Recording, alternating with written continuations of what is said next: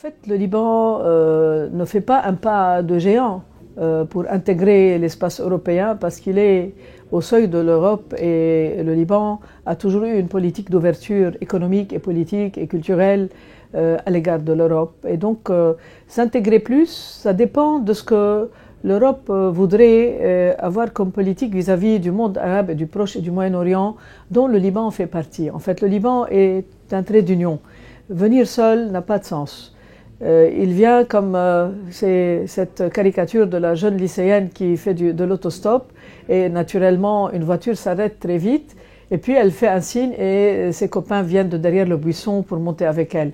Le Liban serait certainement intéressé à intégrer plus l'espace euro-méditerranéen sur le plan économique et pourquoi pas sur d'autres plans aussi. Mais le Liban est porteur d'un message. Il a du sens surtout pour ceux qu'il représente, ceux qui sont dans sa conscience, ceux qui sont dans son cœur, c'est-à-dire l'ensemble du monde arabe et surtout le Proche-Orient et même, je dirais, le Golfe.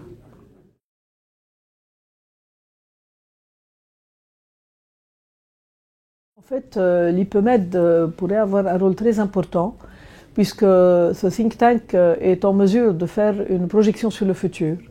Chose que dans la foulée des événements qui se précipitent, parfois les décideurs ne peuvent pas faire.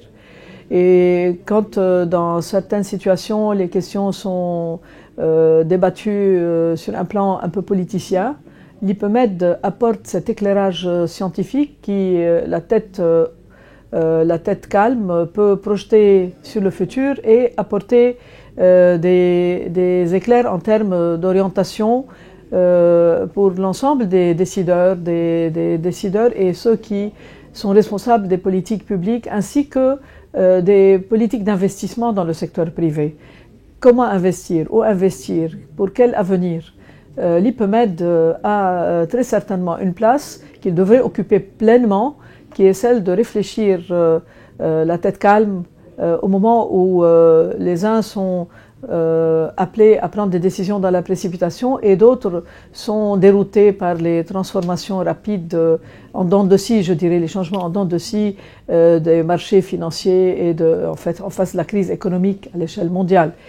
Cette région du Proche et du Moyen-Orient que l'IPMED a pour vocation de rattacher un petit peu à la pensée des Européens, eh bien, c'est une région qui non seulement a un potentiel économique, elle a un potentiel humain, elle a un potentiel stratégique, elle a un potentiel même en termes de marché financier. Il y a beaucoup d'investisseurs aussi au sud de la Méditerranée. Il faut savoir les mettre en relation, en partenariat avec d'autres investisseurs. Et moi, je pense qu'il y a une terminologie peut-être à affiner quand il s'agit de travailler entre les deux rives de la Méditerranée, c'est la complémentarité, pas seulement l'intégration. Le mot intégration est utilisé à tort et à travers. Moi, je pense à des partenariats, je pense à une complémentarité et pourquoi pas, puisque l'économie, dorénavant, pour durer, elle doit être sociale. L'économie doit être également inscrite dans la durée, c'est-à-dire doit respecter les grandes inquiétudes de l'humanité d'aujourd'hui et de demain. Et donc, ici, l'IPMED a beaucoup à faire et il y a un potentiel énorme qui est à portée de main.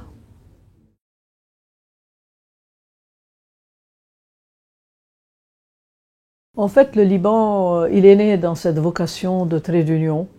Et c'est vrai qu'il est passé par de mauvais moments et ils ne sont pas finis malheureusement en raison de cette crise politique qui continue de traîner. Mais moi je pense que le Liban souffre aujourd'hui beaucoup plus des effets de la déstabilisation, des turbulences de l'environnement, à savoir plus précisément la guerre en Syrie en particulier. Le Liban avait souffert des conséquences du conflit israélo-arabe, les guerres auxquelles il n'a pas participé, dont il a subi des dommages nombreux. Et puis, le Liban a été plusieurs fois déstabilisé en raison de la turbulence de certains régimes dans son entourage.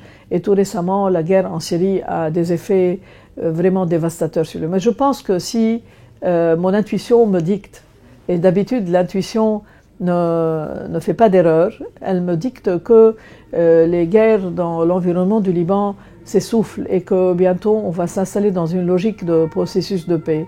Le Liban doit reprendre son souffle à son tour et se mettre à la tâche, n'est-ce pas, réaliser sa propre vocation de toujours, à savoir faire le trait d'union. Il a des réseaux de relations, il a une diaspora libanaise dans le Golfe, il a une diaspora en Afrique subsaharienne. Le Liban, de par sa géographie, de par son économie libérale, de par sa culture ouverte au multilinguisme et par le fait qu'il a toujours été plus ou moins un poumon. Ils peuvent en avoir deux, les Arabes, mais il est au moins un poumon du monde arabe. À plus forte raison maintenant, je pense que le Liban doit reprendre sa vocation.